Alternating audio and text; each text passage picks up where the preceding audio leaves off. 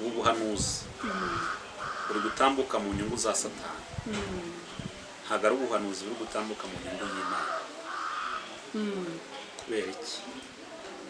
Imana ntabwo itsindwa, Imana ntabwo ibura uko ibigenza, Imana nta terabwoba yabasha gushyira kubo yaremye ngo murapfuye murashize kandi ariyo murengezi ariyo murinzi wabo. Ahubwo Imana itanga ubujyanama, igatanga umurongo. Ahubwo ndimo ndibaza, bageze ku rwego batinyuka nyakubahwa Perezida wa Repubulika, noneho bageze ubwo rwose berura bakavuga yuko ari intare yahijanja, ko ari intare yahijanja pe. Abari inyuma y'igihugu bo bavuga yuko yapfuye, kubera abanzi b'igihugu dufite umubare wabo, babizi neza ko kurwana bakoresheje imbunda n'amasasu batabishobora. Babizi neza ko kurwana bakoresheje kwigomeka igitugu, kwishyira hejuru, mbese hari ibyo batashobora gufata imbunda, ibyo ntabwo babishobora. Noneho icyo ngiye kuvuga reka nkivuge, na kudeta nayo yantishije, yarabananiye nayo ntibashobora. gutera udutero shuma baragerageje, barashe gitifu wo muri Nyabimata yanga gupfa. Babonetse ko hari amatariki yagiye ashyiraho, ubu ko yavuze ngo ku itariki 20 z'ukwezi kwa karindwi ngo ibyo byago biraba byabaye. Koko ubu ngubu dufite itariki zingahe uyu munsi? Ni 7 na 6. Ubu tuvuge ko hasigaye iminsi 14 intambara dufite nose n'ibitabo ntabizaba. Tuhagaze hano tuvuguruza ubuhanuzi bw'ibinyoma. Ahubwo ndimo ndibaza, bageze ku rwego batinyuka nyakubahwa Perezida wa Repubulika, noneho bageze ubwo rwose berura bakavuga yuko ari intare yahijanja, ko ari intare yahijanja pe. Abari inyuma y'igihugu bo bavuga yuko yapfuye. Kagukomeye, erega intare yavuye mu kibira cyayo,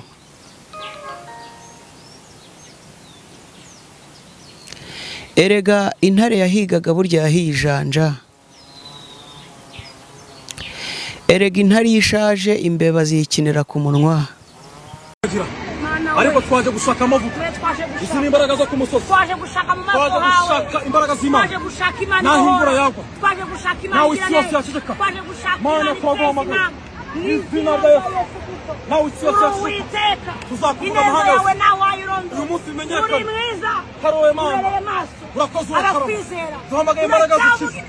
Haya bodestayi seneko tarabi seneko watugiriye neza, uwo yashadaya wadukuye mu byaha, wakenyuruje abandi, uradukenyeza, wagize neza, waduhaye inkoni z'ubushumba.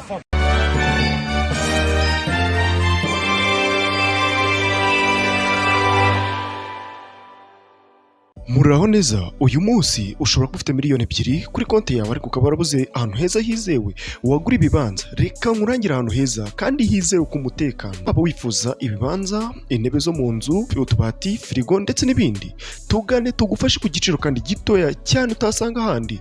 Urashaka ibibanza byiza, amazu yo gukodesha ndetse n'ibindi, tugane ni ku giciro gito cyane.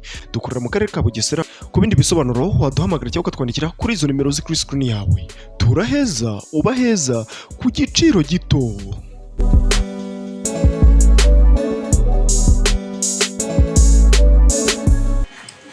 Yes, amahoro y'Imana Nyagasani abane namwe mwese aho mudutega amatwi muherereye. Ni muri bwa buryo tugenda tubatumirira abatumirwa batandukanye. Uyu munsi ntabwo turi kumwe n'umutumirwa mushyashya, muramuzi muramubona kuri screen zayo. Daniel, amahoro y'Imana Nyagasani abane namwe. Urakoze cyane Dioje. Tumeze neza, tumeze neza, turi amahoro, turashima Imana. Nubwo yenda turwaye nk'uko ubushize nabikubwiye ndarwaye, ariko ndi kugenda mbona ko hari ikibazo Imana iri kugenda cyangwa bikunda ndaza kumera neza. Rero ndama none se mbe Daniyeli ko hari ikibazo kiri kuvuka cy'ubuhanuzi bukomeye cyane buri kuvuga ku baturage b'u Rwanda, bukavuga ku gihugu cy'u Rwanda, bukavuga yuko hari ndaguha urugero, hari umugore witwa Solange. Uyu mugore witwa Solange yari yahanuye avuga yuko igihugu cy'u Rwanda ngo kigiye kuzuza abasirikare ku mipaka, abantu bakabura aho bahungira. Mukande kanya ejo bundi gato yarongera aragaruka avuga yuko ngo ahubwo ngo abantu bagiye gufunga. None dusanga ni ugupimanya ikirere, kubera yuko rimwe ngo twabuze inzira yo guhunga, ubundi ngo duhunge wabivugaho bakagukubita amahiri, kuko nk'ubu ngo wisesengura ubuhanuzi ngo kagateye gaturuteye ngo kakagwa iki. Urumva rero biba ari ibintu, ibyo bintu urabivugaho iki? urakoze. Mu by'ukuri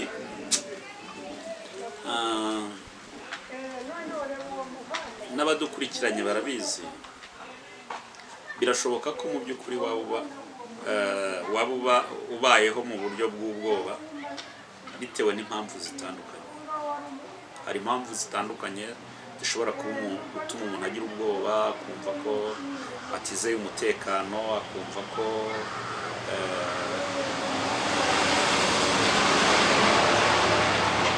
yakwikeka intambara. Ubivuze neza, uravuga uti ni ugupimanya n'ibirere. Ntabwo uyu munsi ari abahanuzi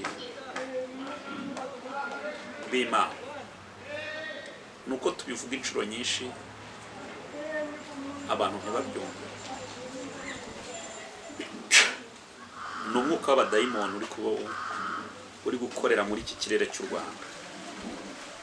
Ni umwuka w'abadayimoni uri gukorera muri iki kirere cyacu cy'u Rwanda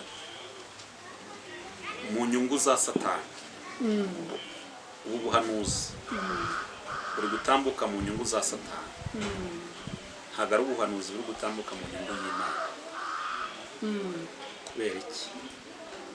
Imana ntabwo itsindwa, Imana ntabwo ibura uko ibigenza. Imana nta terabwoba yabasha gushyira kubo yaremye ngo murapfuye murashize kandi ariyo murengezi, ariyo murinzi wabo. Ahubwo Imana itanga ubujyanama, igatanga umurongo akwiriye kwitwaramo, umuntu akwiriye kwirindamo, noneho no kugira ngo utirara ugasinda amahoro, ikakwereka n'ibyari bikugose. Urugero, Abasiriya batera Abisirayeli ngo babateye inshuro irenze imwe, irenze ebyiri, ngo ntibabashobore kubera yuko habaga hari amakuru Abisirayeli bahawe n'umuhanuzi Elisa. Elisa akavuga ati mu gitondo Abasiriya nibadutera bari buze kunyura aha n'aha, kandi bagambiriye gutangira kurasa bageze aha n'aha. Noneho Elisa agatanga amakuru y'umwanzi wabo, agatanga amakuru y'iki? Y'umwanzi wabo. Yayatangiraga iki mu Isirayeli? Yayatangiraga kugira ngo babashe kumenya no gusobanukirwa intambara barimo n'uburyo umwanzi yayiteguye, kugira ngo babone uko baza kuyitegura, kuko hari intambara z'amagambo, hari intambara z'amasasu, hari intambara z'ibihuha. Uri kumva? Rero buri ntambara irwanishwa intwaro zayo. Intambara y'amasasu ntabwo yirwanisha amagambo, nta nubwo yirwanisha amasengesho, nta nubwo yirwanisha iki. Nyine niba ari intambara y'amasasu, ubwo nawe uragura amasasu. Niba ari imbunda, nawe urazishaka, kuko ni intambara nyine. Elisa yatangaga amakuru y'intambara, akavuga n'abanzi icyo bari buze bitwaje. Abwira Abisirayeli ntabwo yaboherezaga gusenga, ahubwo yababwiraga ati noneho murebe mu bubiko bw'intwaro zikomeye, kuko Abasiriya baradutera mu gitondo bakoresheje imbunda ubu bwoko, kandi bavuze ko bari buze guca aha n'aha, bagatangira kurasa bageze aha n'aha.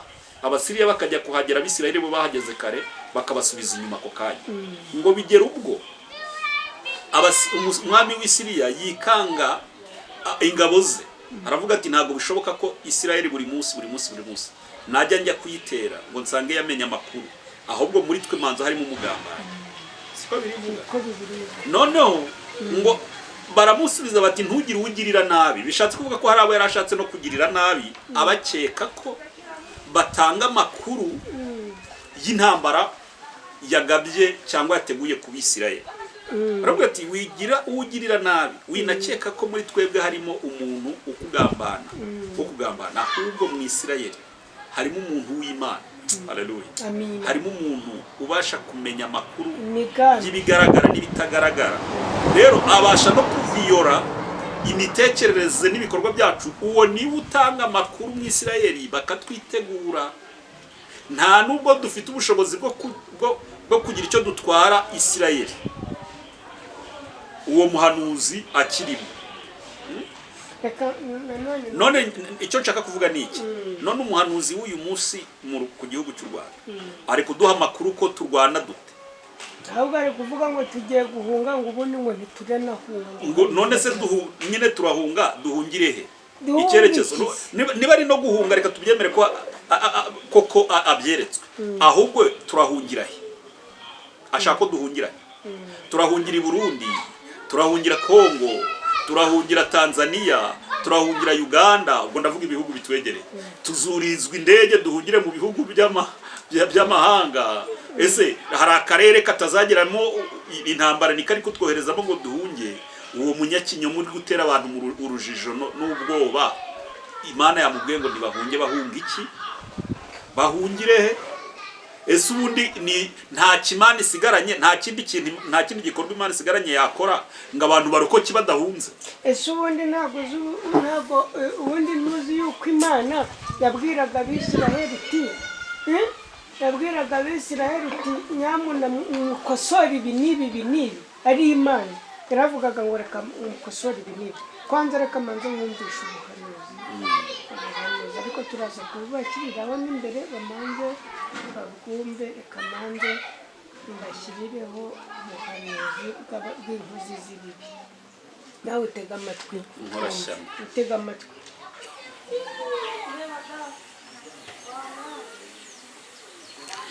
Erega intare yahigaga burya yahijanja.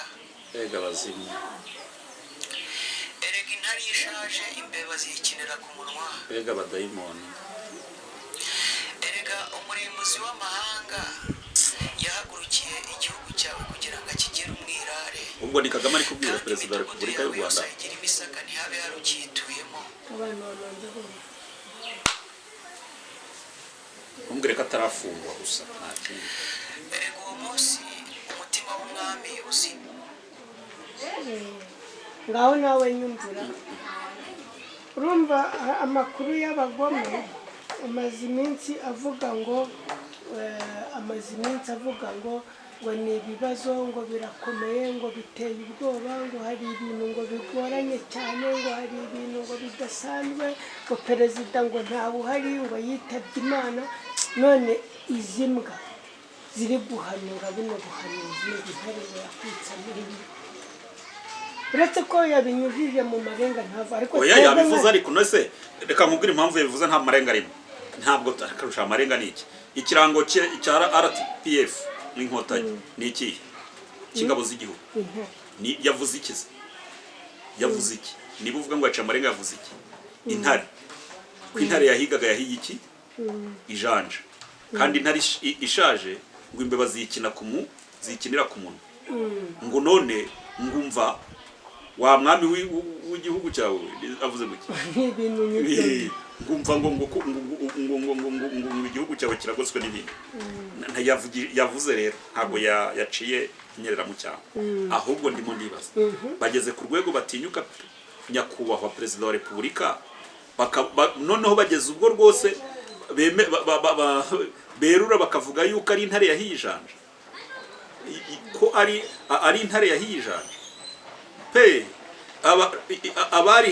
Abari inyuma y'igihugu bo bavuga yuko yapfuye. None abari imbere mu gihugu bo babonye batavuga ko yapfuye kandi bamureba barangije baravuze bati ni intare yahiye iki? Yahijanje. Bageze ku rwego ubu koko imbere bigeze ku kigero yakinira ku munwa. Hoya ibi bintu tubivugaho tunabisesengure. uyu mwana hari abantu nta bantu ubona barimo kumukoresha, aba bantu urabona bari kwikoresha aho hantu. Gira icyo havuga. Ibi ni ibikenya. Abantu baba bafite ikibazo gikomeye, abantu baba bafite ikibazo gikomeye cy'ubuhanuzi bw'inuze. Ubu buhanuzi ntabwo ari ubuhanuzi buva ku Mana. Nta nubwo buva no kuri Satani. Nta nubwo buva no kuri Satani. Satani na aho ntago ndasubiza. Umva Satani Bibiliya irambwira ngo Satani ni se w'ibibi byose. Manzi tega amatwi. Hari n'ibintu tuzajya turabeshyira Satani. Oya. Iyo migambi twagize yitwa mibi. Satani ni we se wayo. Ukumubeshyera. Satani ni we se w'ibibi byose. Mbeba y'inzungu nibagufunga nibagufata ntubeshyere Satani, uraburimo kumubeshyera. Waricaye n'abantu baguhaye amafaranga, ntubeshyere Satani. Ariko ubundi reka mbaza. Gerero urashaka ko twikara duhimba imigambi y'abadayimoni. Irayo ni imigambi ya Satani. Irayo ni imigambi ya Satani rwose. Kuko urumva kuko impamvu ari imigambi kubera impamvu ari imigambi ya Satani. Nigeze mbona mbeba y'inzungu. Uriya muhungu yabanje gukina amafilimi. Reka tubanze turebe isoko y'ubuhanuzi aho bwatangiriye ryari. Uriya muhungu ni umusizi, cyo ndacyemera. Ni umuhanzi, sibyo? Icyo ndacyemera. Nibyo avuga ni komedi. Noneho kubera yuko ayikina mu gisubizo muri message bamuhaye, akayikina mu buryo yigaruriraho abantu icyambere barushye abantu bafite ama stress baba bakeneye kureba udufilimi kugira ngo tubaruhure. Niba umuntu agiye guhanurira agakoresha serekeyi akayizaniwe akayijyamo akinjiramo akicomeka, byanga bikunda nubwo waba utagiye guha agaciro ibyo agiye kuvuga, ahubwo uba ushaka kureba uwo musazi watinyutse kwikungurira. Ni uwa mbere mu gihugu cy'u Rwanda ku myaka yanjye mbonye uhanura ari muri sanduku. Ubwo Imana ishobora kuba yaravuze abantu batari mu isanduku itwumve, ikaba igiye gukoresha umuzimu. Ikirani cyo kimenyetso cyo bita guterekerera umuzimu. Nivuga ngo kwinjira muri la sanduku bwari uburyo bwo guterekera. Twebwe dushobora kubwira ngo umuntu n'umwana ariko atari umwana ahubwo ari gukora ibintu nyine we azi asobanukiwe. Ntabwo ndi kumva umuntu uri wapfuye, kuko umuntu ajya mu isanduku kuko yagize gute yapfuye. None nawe yihinduye umupfu wapfuye. None ubwo buhanuzi bw'umupfu wapfuye ndabutega amatwi kugira ngo bumarire iki? Ubwo yararangije kuducira amarenga ko atakiriho, yarangije kwiyahura. Hoya yahanuraga ko abanyarwanda ahubwo ngo tugiye gupfa tugakuhumuka ari nko mu isanduku. None se ko hari amatariki yagiye ashyiraho, ubu ko yavuze ngo ku itariki 20 z'ukwezi kwa karindwi ngo ibyo byago biraba byabaye. Koko ubu ngubu dufite itariki zingahe uyu munsi? Ni 7 na 6.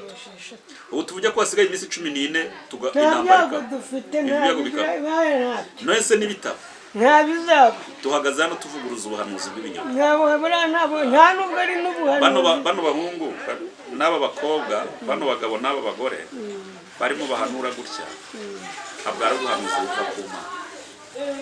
Ni bari gukorera amafaranga mu banzi b'igihugu. Wigeze ubona Idamange waramubonye ubwo yaje ari kurwanya ubutegetsi avuga ati nimushake muzanyica, akajya ajya hejuru ya etaje agatangira ibiganiro hejuru ya etaje. Mu minsi 3 gusa akaba yabaye monetize YouTube ye, akabatangira gukurikirana ibihumbi n'ibihumbagazi. Aba bahungu bose bari kugenda bavuga nabi igihugu cy'u Rwanda, bakiri abana bakiri batoya. Yewe hari umuntu ugeze kumbwira, ntangiye kumwumva, nagize ngo wenda nagahinda nawe afite k'ibyo ari kubona biri gukorwa bitakagombye, ariko ntangiye kubona ko bitari agahinda gusa ahubwo binashingiye ku kuri. Kubera abanzi b'igihugu dufite umubare wabo babizi neza ko kurwana bakoresheje imbunda n'amasasu batabishobora. Babizi neza ko kurwana bakoresheje kwigomeka igitugu, kwishyira hejuru, mbese hari ibyo batashobora, gufata imbunda, ibyo ntabwo babishobora. Noneho icyo ngiye kuvuga reka nkivuge, na kudeta nayo yantisha, yarabananiye, nayo ntibayishobora. gutera udutero shuma baragerageje, barashe gitifu wo muri Nyabimata yanga gupfa, oya baragerageje rwose, nabwo ntibabishobora. Noneho rero bahisemo gukoresha virusi, urumva, y'ubwonko, yo mu bwonko, kuko umuntu wamaze kwakira ubuhanuzi akabwemera yuko arapfa, ntabwo arakora ibikorwa birambye. Uranyumvise? Kubwirwa yuko ejo utazagezayo bivuze ngo uratangira kuraga imburagihe. Noneho niba n'ubuhanuzi buvuze yuko intare yahigaga yahiyijanja, abantu turahita dutangira kubona nyakubahwa perezida wa repubulika nk'utagishoboye koko. Niba aca hirya bakavuga ko koko yapfuye, duhita tuvuga tuko wa mugani koko wasanga tuyobowe n'umuzimu nk'uko babitubwiye. Ni ukuvuga ngo ni ibitero shuma noneho bya virusi yo kwangiza ibitekerezo by'abantu n'ubwonko, ariko bishingiye kubanga igihugu. Ni ukuri pe ndi imbere y'Imana, ntabwo Imana yatanga ubuhanuzi nk'ubu ngubu. Se ubuhanuzi se butarimo insinzi bubaho, butarimo icyo umuntu akwiriye gukora, ntabwo bubaho, ntabwo bushoboka. Ahubwo politiki ikorwa mu buryo bwinshi.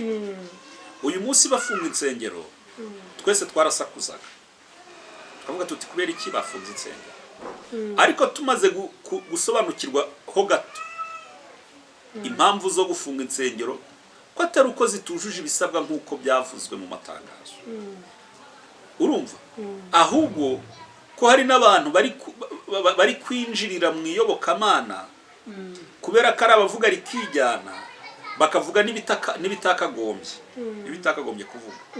Inkunga aho kugira ngo imbaraga z'abaturage, aho kugira ngo zinyure mu bikorwa remezo, ibikorwa bibyarira abaturage akamaro, bikanyura mu bikorwa bizagira uruhare ku muntu umwe cyangwa babiri, kubera ko bashinze iyo association.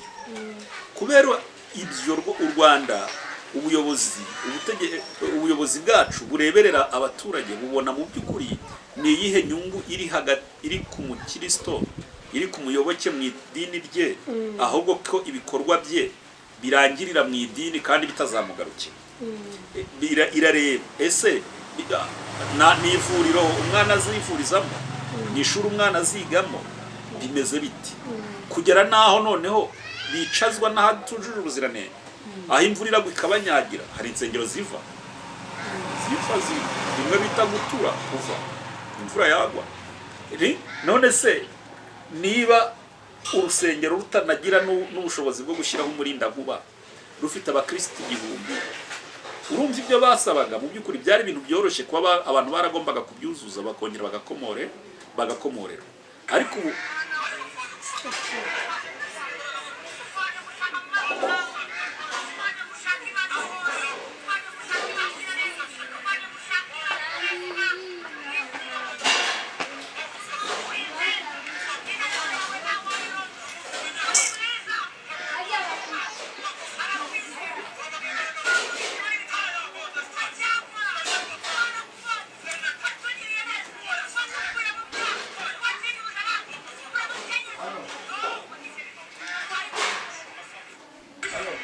se byovere katugeza niko ubuhanuzi buba ugiye gutambuka cyangwa isengesho, gutegura amasengesho, ugatumira kamera, ugasenga ukanuye uvuga kugira ngo abantu bakubone kuri gusenga. Haryo bwumvisha ni bya bindi perezida w'u Burundi Ndayishimiye yikorera ibirayi, ukigaragura mu mazi nk'uko mu mwobo mu bihonomanga. Ayitata batwese. Urumva ko ibintu byamaze gufata indi ntera, byari ivangavanze. Urumva aba bahanuzi ndagira ngo manza nkubwire bafite inyungu mu bintu. Raga Daniel wawe uri mu mandazi, ntabwo uza ikipe ziri gukina n'izindi. uremeza yuko uyu muntu we n'abo bari guhanurira perezida mbo hari umuntu uyu mwanya udafite umwanya wo kujya gusenga yabonye uwo muntu kandi yashyira kuri Instagram biri yeye iri impande zose umuntu babonye arimo gusenga gutyo ahita yohereza ituro ngo bansengere ngo utakijya gusenga naho bano rero bahanura ko perezida ngo ari intare ngo harya ngo ugize ni ukubeshya abo ngo yahigaga yahije n'imbeba ngo zatangiye kumukinira ku munwa ndatabaza inzego z'igihugu aba bantu bundi mu by'ukuri perezida wa repubulika aba bantu mu by'ukuri biburira ubundi hari umuntu wanditse ngo ariko ngo ariko ngo menye nayo ngo yaragiye muri konji yifu ntabwo yaba iri muri konji inari muri konji ejo bundi hari umuntu wampaye linki ya kiriya kiganiro baramubwira nti nibura inshuti y'uyu muntu umugira inama baramufunga hari akazi ubundi igihe utaha bano bantu babahaye akazi kabi bano bantu ngo mwite abantu b'Imana muhanure ibyago reka twe Diogene mu by'ukuri ibyago reka tubyemere intambara reka tubyemere ni ikihe abanyarwanda bari kubwirwa gukora ngo ni uguhunga barahungira he ngo igihugu cyose kiragoswe none niba kigoswe hakorwa iki iyo Mana yashoboye kubona abagota ntishobore kurinda abagoswe iyo Mana ituzaniye amakuru yo kutubwira ko ituretse ngo dupfe kubera iki ntabwo ari Imana yo mu ijuru dukora nakubwiye ngo intambara y'amagambo irangirira mu magambo intambara y'amasasu ikarangirira mu masasu intambara ya kudeta ikarangirira muri kudeta none ngiyewe ndimo ndakubaza abanyarwanda ubu ngubu ndakumva kandi neza amatwi yombi nitwebwe ikibuga cy'umupira cyo gukinira reka nkubwire ikintu wenda nakwisegura mu kukivuga nta munsi n'umwe tuzaba mu isi twishimye ntabwo ari ukuvuga ngo abatishimye ni abanyarwanda gusa nta no kuvuga ngo abatishimye nibahanure ibyago kuko batishimye ndabihamya ku mpamvu zanjye bwite nshobora gusangira n'abandi bantu birashoboka ko abanyarwanda tutishimye birashoboka ko abanyarwanda twishimye birashoboka ko abanyarwanda twabaho tutishimye cyangwa se tukabaho twishimye ariko uyu munsi ubu nta ntambara iriho nta n'irihe ku itariki 20 icyakoze nk'uko mbikubwiye impamvu yatuma umuntu abaho atishimye zo ni nyinshi ni nayo mpamvu duhora tuvugururirwa amategeko umunsi ku wundi ni nayo mpamvu habaho department mu nzego z'ubutegetsi kugira ngo zikomeze kwita ku bibazo abaturage bafite rwose iyo bavuga bati abanyarwanda umubare uyu n'uyu bashingiye ku byegeranyo byagiye bikorwa bariho mu buryo batishimye kuko hari impamvu abantu baba batishimye batanga bagaragaza ariko kuvuga ngo abantu bariho bari kuzinguturana ntabwo nemeranya nabo icyo nicyo ariko mu by'ukuri ngewe nkabibonamo ikindi kibazo aya mafaranga bari kurya y'abadiyasipora batumvikana n'ubutegetsi urabona atazabahagama ahubwo se yabahagamye gake erega igihe cyose watinyutse so hari umupasitoro njya nkunda gukurikirana bita Pastor Claude yaravuze ngo uzakine n'ishyiga rya nyoko niba ariko sinzi ko najya kunda gucombwa n'inshuro nyinshi iyo yarakaye ubundi ahita akunda kubivuga biragoye ko yarangiza ikiganiro atabivuga atujya ukina n'ishyiga rya nyoko ngo nimbyira nyine rwose si ibyo ngo ariko ntuzibeshye gukina n'ubwambure bwa so aba yabaye ikivume uranyumva aba yabaye ikivume ntacyo aba agitinya kuko yatinyutse se nigeze kubona umubyeyi uvuma umwana umwana aramunanira aramugerageza cyane umusaza azabiranwa n'uburakari mbona agiye ku ityazo. Ityazo urarizi cyangwa uracyari mutoya? Urakoze cyane. Aragenda afata igitsina cye arambika ku ityazo, njye narabyiboneye n'amaso. Aravuga ati ntitaye ko ari njyewe wakubyaye, intimba n'agahinda unteye sinkuvumye ngo upfe ahubwo uzarindagira. Ahita ashyira ku ityazo ati nkuko icyuma gityarizwa kuri rishiga kuri rityazo kikagira ubugi kitari kibufite nkuko nanjye niko ntyaje nicuza icyakubyaye ndakohereje wangare. Uyu munsi umuhungu yarize afite amarisansi ariko ni imbwa y'agasozi kubera ko se yamuvuye. Saba abantu igihugu n'ikibavuma ariko se reka nkubaze barangije kuba ibivumbi. Reka manze nanjye nkubaze ubundi iyo ntambara izaba bariye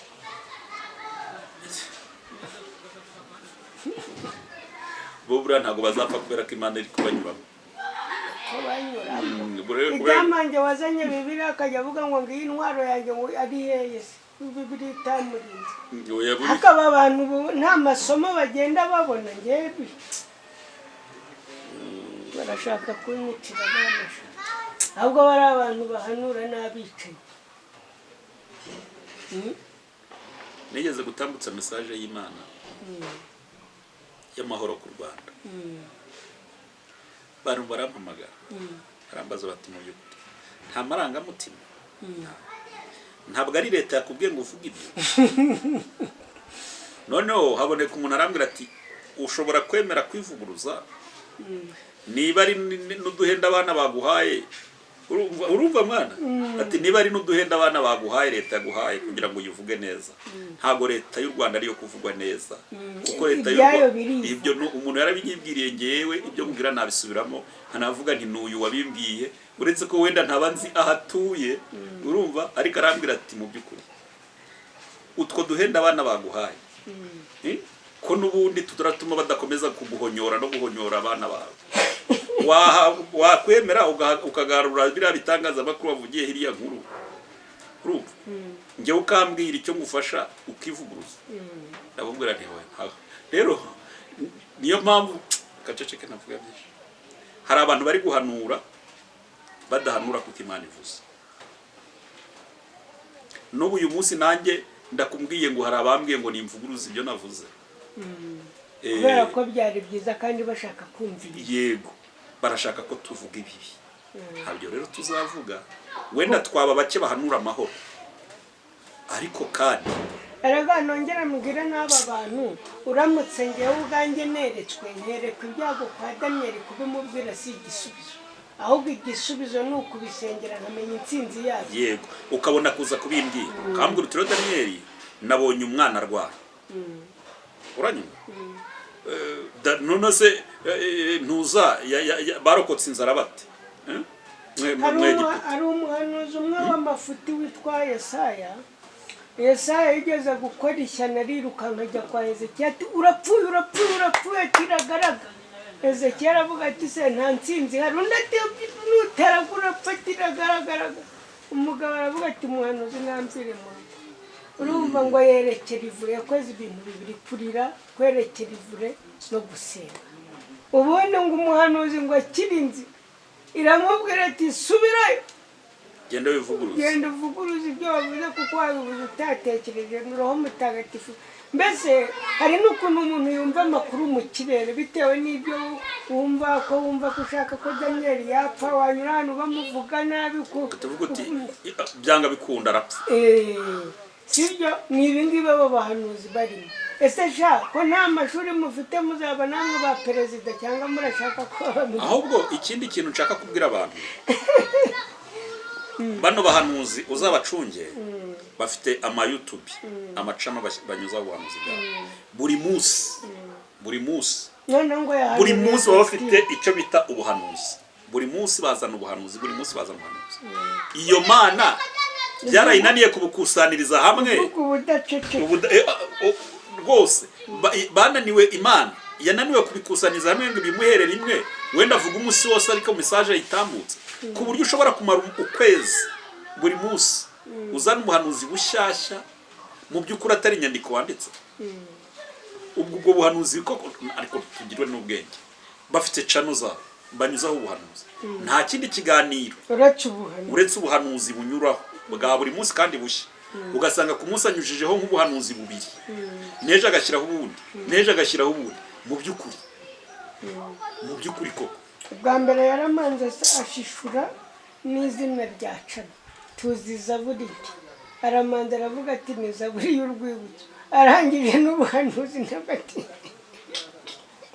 ariko ja abantu n'abahanga rwose urumva ntacyo mpfa nabo none se nicyo tuzanapfana kirenza agakiza k'amaraso ya Yesu. Noneho ngo tariki 7 z'ukwa karindwi ubuhanuzi bukomeye kuri Vestine urumva none Vestine yakoze ubukwe wibuke ushize hari message Imana yampaye kuri Vestine reka nkubwire reka dusoma umva noneho ariko iyi mpanda n'umuntu witwa Element njye ni ukuvuga ngo impanda y'umuntu witwa Element ni ukuvuga njyewe ko gahunda zanjye zimeze njyewe nzasesengura ariko sinzabeshya ngo ndi guhamya Element Imana mu gutuma yagutumye ku bahinzi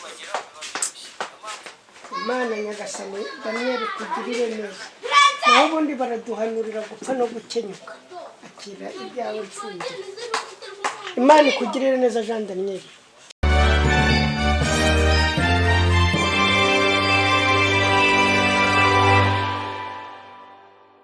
Muraho neza, uyu munsi ushobora kuba ufite miliyoni 2 kuri konti yawe ariko ukaba warabuze ahantu heza hizewe wagura ibibanza. Reka nkurangira ahantu heza kandi hizewe ku mutekano. Aba wifuza ibibanza, intebe zo mu nzu, utubati, firigo ndetse n'ibindi, tugane tugufashe ku giciro kandi gitoya cyane utasanga ahandi.